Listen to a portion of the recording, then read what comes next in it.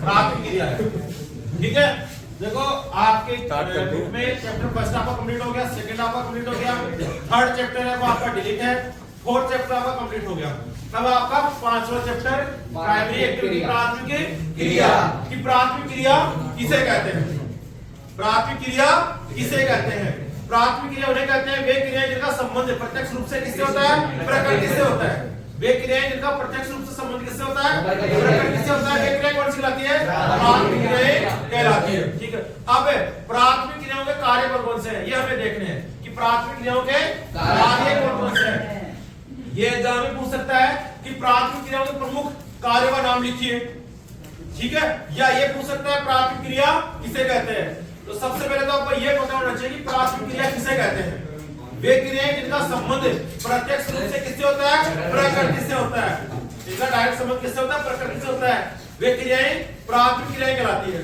ठीक है, प्राथमिक क्रियाओं के प्रमुख कार्य कौन से? देखो पहला है आपका पशुचारण, पशुचारण, पशुपालन, मछली पालन, आखेट, आखेट का मतलब होता है शिकार करना। आखेट का मतलब होता है शिकार करना, आखेट करना। ठीक है, भोजन संग्रहण, भोजन संग्रहण और खनन, कृषि। सबसे महत्वपूर्ण कार्य क्या है इसका? कृषि। प्राथमिक क्रियाओं का सबसे महत्वपूर्ण कार्य क्या है? कृषि। विश्व की लगभग 70% जनसंख्या, 70% जनसंख्या कृषि में संलग्न है, कृषि कार्य में संलग्न है। अब देखो सबसे पहले हम बात करते हैं पशुचारण की कि पशुचारण किसे कहते हैं। इसके साथ जुड़ा हुआ पशुपालन, पशुपालन किसे कहते हैं? पशुपालन का मतलब पशु पालने का जो कार्य किया जाता है उसे क्या कहते हैं? पशुपालन कहते हैं। ठीक है, उसी के साथ आता है पशुचारण। पशुचारण किसे कहते हैं? जो पशु आप पाल रहे हो उनको जो चराने का कार्य किया जाता है एक स्थान से दूसरे स्थान पर, उसे क्या कहा जाता है? पशुचारण कहा जाता है। पशुचारण के साथ एक संबंध और जुड़ा हुआ है ऋतु प्रवास। ऋतु प्रवास की ऋतु के अकॉर्डिंग प्रवास करना, ऋतु के अकॉर्डिंग प्रवास करना क्या कहलाता है? ऋतु प्रवास कहलाता है। और ये ऋतु प्रवास ये पशुचारण जो लोग करते हैं वो ज्यादा करते हैं कि सर्दियों के समय ये क्या करते हैं? गर्म स्थानों पे चले जाते हैं। नहीं सर जी, गर्मियों में क्या करते हैं? ये मैदानों से पहाड़ों की ओर चले जाते हैं क्योंकि वहां वनस्पति मिलती है और स्थान ठंडे होते हैं। और जैसे शीत ऋतु आती है ये पहाड़ों से मैदानी की ओर आ जाते हैं। इसे क्या कहते हैं? ऋतु प्रवास कहते हैं। पशुपालन आपका हो गया। मछली पालने का जो कार्य किया जाता है क्या कहलाता है? मछली पालन। आखेट शिकार करना, आखेट। भोजन संग्रहण जंगलों से भोजन कंदमूल वगैरह हो गए, औषधियां ये कलेक्ट कर रहे हैं, ये क्या हो गए? भोजन संग्रहण में आ गया। खनन, खनन किसे कहते हैं? खनिज प्राप्त करने की विधि, खनिज प्राप्त करने की विधि को क्या कहते हैं? खनन कहते हैं। खनन दो प्रकार का होता है। देखो खनन कितने प्रकार का होता है? दो प्रकार का होता है। एक तो होता है कूपकी खनन, एक होता है धरातलीय, एक होता है आपका धरातलीय खनन। ठीक है, हम बात करते हैं धरातलीय खनन की। धरातलीय खनन किसे कहते हैं? खनिज प्राप्त करने की वह विधि जिसे क्या कहते हैं? हम खनन कहते हैं। ठीक है, तो खनन जो धरातल के आसपास जो खनन होता है, धरातल के आसपास जो खनन होता है, धरातल से लेके नीचे 10 से 20 फीट तक जो खनन हो रहा है वो क्या कहलाता है? आपका धरातलीय खनन कहलाता है। इसमें प्रमुख खनिज पदार्थ निकलते हैं, धातु निकलती है। क्या निकलते हैं? धातु इसमें निकलती है। इसके बाद हम बात करते हैं कूप की खनन। कूप का मतलब होता है कुआं। कूप का मतलब होता है कुआं। ये जो खनन होता है ये अत्यधिक गहराई में होता है। ये जो खनन होता है वो अत्यधिक गहराई में होता है। कूप की खनन अत्यधिक जोखिमपूर्ण होता है। इसमें मशीनों का ज्यादा यूज होता है, पैसों का ज्यादा यूज होता है। लेकिन जो धरातलीय खनन है वो क्या है? जोखिमपूर्ण कम है, इसमें मजदूरों की संख्या भी कम होती है। ठीक है, और पैसों की लागत भी कम आती है, मशीनों का यूज कम होता है। ये क्या हो गया? आपका खनन हो गया। इसके बाद हम बात करते हैं कृषि का। किसी बात करते हैं? कृषि किसे कहते हैं? कृषि किसे कहते हैं? कृषि फसल उगाने फसल उगाने वह काटने का जो कार्य कहलाता है। फसल उगाने वह काटने का जो कार्य कहलाता है वह क्या कहलाता है? कृषि कहलाता है। क्या कहलाता है? कृषि कहलाता है। अब देखो आपका कृषि को हम दो भागों में बांटते हैं। निर्वाह और अधिक कृषि प्राचीन काल में कौन सी कृषि होती थी? निर्वाह कृषि। प्राचीन काल में कृषि होती थी, निर्वाह कृषि होती थी कि अपने जीवन यापन के लिए, अपने जीवन यापन के लिए जो कृषि की जाती थी उसे निर्वाह कृषि कहते थे। उसे क्या कहते थे? निर्वाह कृषि बोलते थे। और निर्वाह कृषि दो प्रकार की होती है।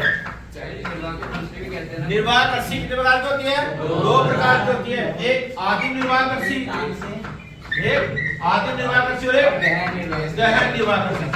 आदि निर्वाह कृषि उस कृषि को कहते हैं जो प्राचीन काल में की जाती थी, जिसमें आधुनिक यंत्रों का यूज नहीं होता था। इसमें आधुनिक यंत्रों का यूज नहीं होता था। ठीक है, वो लकड़ी से बने औजारों का काम, औजारों से कृषि किया करते थे। उसे क्या कहते थे? आदि निर्वाह कृषि कहते थे। आदि निर्वाह कृषि में क्या होता था कि लोग क्या करते थे कि जंगलों को काट के उनको जला के, जंगलों को काट कर उनको जलाकर वहां कृषि करते थे। ठीक है, जिसे क्या कहा गया? स्थानांतरित कृषि कहा गया। और स्थानांतरित कृषि को क्या कहते हैं? कर्तन एवं दहन कृषि। कर्तन का मतलब काटना और दहन का मतलब जलाना। कि काटकर और जो जलाकर जो कृषि की जाती है उसे क्या कहते हैं? आदि निर्वाह कृषि या स्थानांतरित कृषि कहते हैं। ठीक है, उसके बाद आती है गहन निर्वाह कृषि। गहन निर्वाह कृषि भी दो प्रकार की होती है। गहन निर्वाह कृषि कितने प्रकार की होती है? दो प्रकार की होती है। एक चावल प्रधान और एक चावल रहित। ठीक है, एक तो होती है चावल प्रधान और एक चावल रहित। चावल प्रधान कृषि में मुख्य फसल किसकी होती है? चावल की होती है। और चावल रहित कृषि में मुख्य फसल चावल ना होके गेहूं, जौ, चना, गन्ना वगैरह होती है। ठीक है, इसके बाद हम बात करते हैं प्रमुख कृषि। कौन कौन सी कृषि है? कृषि के प्रकार देखते हैं। क्या देखते हैं? कृषि के प्रमुख प्रकार। कृषि के प्रमुख प्रकार हम देखते हैं। इसमें आता है आपका रोपण कृषि, रोपण कृषि, विस्तृत वाणिज्य अनाज कृषि, वाणिज्य अनाज कृषि, मिश्रित कृषि, डेयरी कृषि, भूमध्य सागरीय कृषि, बाजार के लिए सब्जी, बाजार के लिए सब्जी, बागायती कृषि बोलते हैं। हाँ, सहकारी कृषि और सामूहिक कृषि। सहकारी और सामूहिक कृषि। ठीक है, यह आपकी कृषि हो गई। कृषि के प्रमुख प्रकार हो गए। पहला रोपण कृषि। कि रोपण कृषि किसे कहते हैं? ये कृषि की आधुनिक पद्धति है। कृषि की क्या है? आधुनिक पद्धति है, जिसमें क्या किया जाता है कि छोटे छोटे पौधों के पौध लगाई जाती है। छोटे स्थान पे, एक छोटे स्थान पे पौध लगाई जाती है। फिर उस पौध को हटा के वहां पे एक बड़े क्षेत्र में रोप के लगाई जाती है। रोप के लगाई जाती है। जिस कृषि को क्या कहते हैं? रोपण कृषि। इसमें गन्ना हो गया, चावल हो गया, कपास हो गया आदि की कृषि होती है। ठीक है, इसके बाद हम बात करते हैं विस्तृत वाणिज्य कृषि। यह कृषि स्पेशल व्यापार के लिए की जाती है। किसके लिए की जाती है? व्यापार के लिए की जाती है। इसके बाद आता है मिश्रित कृषि। मिश्रित कृषि में होता है कि पशुपालन के साथ साथ जो कृषि की जाती है उसे क्या कहते हैं? मिश्रित कृषि कहते हैं। इसमें क्या करते हैं? खेत में एक बड़ी सी बाड़ बना के, मेड़ बना के उसमें पशुओं को रखा जाता है और आधी फसल उसमें पशुओं के लिए होती है। किसके लिए होती है? पशु के हरा चारा वगैरह उगाने का जो कार्य किया जाता है। ठीक है, इसके बाद आता है आपका डेयरी कृषि। डेयरी कृषि में क्या होता है?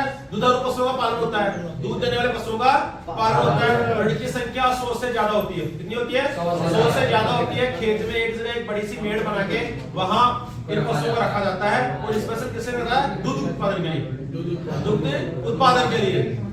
इसके बाद आता है भूमध्य सागरीय कृषि। भूमध्य सागरीय क्षेत्र में जो कृषि की जाती है उसे क्या कहते हैं? भूमध्य सागरीय कृषि कहते हैं। और भूमध्य सागरीय कृषि खट्टे फलों के लिए प्रसिद्ध है। यहाँ खट्टे फलों की खेती होती है। भूमध्य सागरीय कृषि में किसकी खेती होती है? खट्टे फलों की खेती होती है। यहाँ अंगूर, अंजीर, मुनक्का,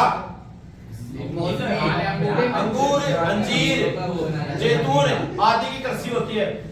अंगूर, उच्च क्वालिटी के जो अंगूर होते हैं उससे शराब बनती है। निम्न क्वालिटी के अंगूर होते हैं उससे मुनक्का बनाई जाती है, ठीक है, इसमें से मुनक्का बनाई जाती है। इसके बाद आता है आपका बाजार के लिए सब्जी कृषि, ठीक है। इसमें क्या होता है, इस कृषि में स्पेशल सब्जी का उत्पादन होता है, सब्जियों का उत्पादन होता है। ऐसी कृषि क्या होती है, बाजार के नजदीक की जाती है, कि ट्रकों के द्वारा बाजार तक पहुंचाई जाती है, इसलिए इसे ट्रक मार्केट कृषि भी कहते हैं। इसके बाद आता है आपका सहकारी कृषि, क्या कहते हैं, सहकारी कृषि। सहकारी